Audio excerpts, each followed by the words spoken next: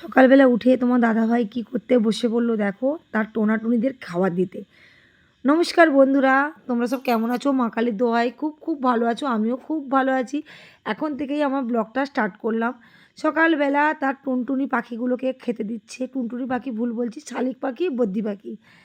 আর তোমার দাদাভাই সবসময় জানো তো পাখি নিয়ে একদম খুব ভালো থাকে আর খুব আনন্দে থাকে। আর এখন হার্ডলি ৫টা বাজে, আমরা কিন্তু মর্নিং ওয়াক করতেই বেরিয়েছিলাম। তার আগে বাবু তার টোনাটুনিদেরকে আগে খাইয়ে দিল। আর ওই যে আসছে আমার পিছনে আমার পতিদেবতা, বলবো কি আমাকে টেনে তুলেছে। আমার মুখটা দেখো একদম গম্ভীর হয়ে আছে। আমি বিছানা থেকে উঠতে চাই না, আমি নাকি দিন দিন মোটু হয়ে যাচ্ছি। তোমরা অবশ্যই কমেন্ট করে বলো তো আমি কি মোটা হয়ে যাচ্ছি? আমার বর দেখো রোগা হয়ে যাচ্ছে আর আমি মোটা হয়ে যাচ্ছি, কেন আমি জানি না। হয়তো খাওয়া দাওয়া খুব বেশি করছি হয়তো। তোমরা তো জানো আমি একটু খেতে ভালোবাসি, আর বিশেষ করে তেলে ভাজা। এই রাস্তাটা দেখানোর কারণ হচ্ছে রাস্তাটা না ভোট আর সামনে এসছে বলে রাস্তাটা কি সুন্দর করে দিয়েছে দেখো। কিছুদিন আগেও এই রাস্তায় হাঁটা যেত না। আর এই দেখো প্রত্যেকটা লোক মর্নিং ওয়াক করতেছে। এই সামনে যারা যাচ্ছে ওরা কিন্তু পুলিশ। আর ওরাও কিন্তু প্রত্যেক দিনই স্টেডিয়াম মাঠে যায়। খেজুরগুলো দেখে না মনে পড়ছে কী বলতো, ছোটোবেলা না ভোরবেলা উঠতাম, কে কত খেজুর পাড়তে পারো, খুব মজা করতাম জানো। এখন আর সেসব দিন আর কোথায় গেল। এখনকার বাচ্চারা সারাক্ষণ মোবাইল ছাড়া আর কিছুই জানে না।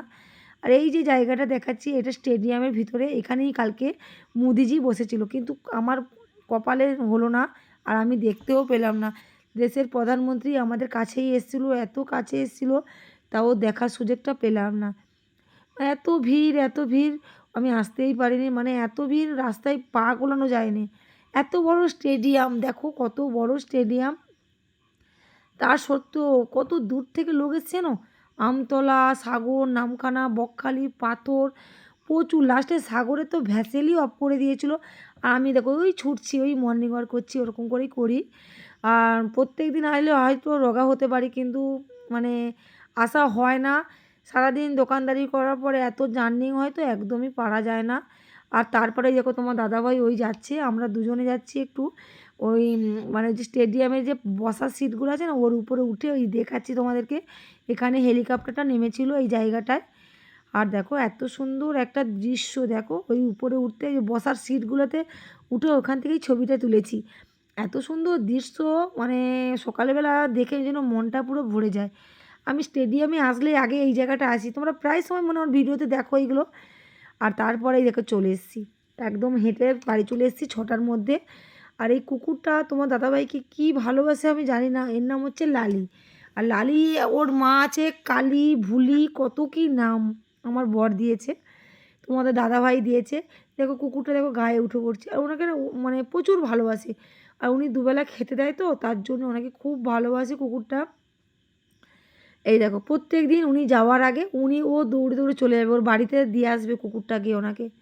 তাহলে কতটা ভালোবাসে চিন্তা করো। আর আমাদের বাবলা গেছে আজকে কলকাতায়, ওই কারণেই আমরা 6:30টার মধ্যেই কিন্তু মর্নিং ওয়াক করে চলে এসেছি। আর যাবে না বলেছিল, ওকে জোর করেই পাঠানো হয়েছে যেহেতু সামনে ভোট, আর 2 দিন বাকি ভোট। আর ভোটের পরে কী বলো তো, রাস্তায় মানে রাস্তায় বেরোনো মানে রিস্ক আছে। ভোট গণনা হয় না, কোথায় মারামারি হয়, প্রচুর হয়, আমি এইটুকুনি জানি। কিন্তু সত্যিকারে আমরা যেখানে থাকি খুবই ভালো জায়গায় থাকি, কোনো গন্ডগোলও হয় না, মারামারিও হয় না। আর আমি এখন দোকানে বসে ঘুগনি মুড়ি খাচ্ছি। আর আজকের হচ্ছে ঘুগনি মুড়ি হচ্ছে তপনদার ঘুগনি মুড়ি খাচ্ছি। খুবই মশলা কম, একদম রুগীর ঝোল, মানে সবাই খেতে পারবে। আর আমাকে তো ঘুগনি টুগনি খেতে বলেছে, কিন্তু আজালা খেতে বলেছে। আমি দিব্যি আজালা খেলাম। খেয়ে দিয়ে এই যে টানা বাড়ি চলে যাচ্ছি। সকালের ঘুমটা ঠিক হয়নি, মুখটা একদম ফুলে আছে। আমার মেয়ে এসে দেখি দেখো একজন এই যে গান করছে, কীর্তন করছে, আমার মেয়ে ওনাকে টাকা দিতে গেছে। আমার মেয়ে পুরো না আমার মতন, একটু মায়ার মতো, মায়াধরী বলে না, সে মায়াধরীর মতো। তারপরে এই যে কাঁকড়া, মাছ, কত কী কেটে কুটে আমি কিন্তু সকালবেলা দোকানে গেছিলাম, কিন্তু মাছ আর রান্না হয়নি। এই যে কাঁকড়ার চচ্চড়ি করেছিলাম, সমুদ্র কাঁকড়াগুলো 70 টাকায় না 1 কিলোর উপরে দিয়েছিল। লাভ হয়েছে বলো আমার। তারপরে করেছিলাম মাংস। অ্যাকচুয়ালি আমি জানি মিস্ত্রি কাজ করবে না, তার জন্যে মাছ কেটে রেখে দিয়েছিলাম আর কাঁকড়া কেটেছিলাম যে রাত্রে মানে কিছু একটা রান্না করে নেবো। কিন্তু মিস্ত্রিগুলো এসে এতটা রাগ ধরেছে না ভাই, বলার মতো না। 5 দিন পর কাজে এসছে, কী আর বলবো বলো। রেগে বলেছিলাম রান্না করবো না, খেতে দেবো না। তারপরে ওরা বলাতে আর কি বল, তুমি তো তোমরা তো জানো ভালো মতো যে আমি এরকম বলি, কিন্তু আমার মনটা সম্পূর্ণ আলাদা। আর হ্যাঁ, তোমরা কে কোথা থেকে দেখছো অবশ্যই কমেন্ট করো, আর লাইক করো, সাবস্ক্রাইব করো, আর যতটা পারো শেয়ার করে দিও। আর আমাদের কাজগুলো কেমন হচ্ছে অবশ্যই কমেন্ট করো। এই যে আমাদের মিস্ত্রিগুলোর ভালো করে মুখটা দেখে নাও। কালকের আবার নতুন নতুন কিছু গল্প নিয়ে চলে আসবো। টাটা।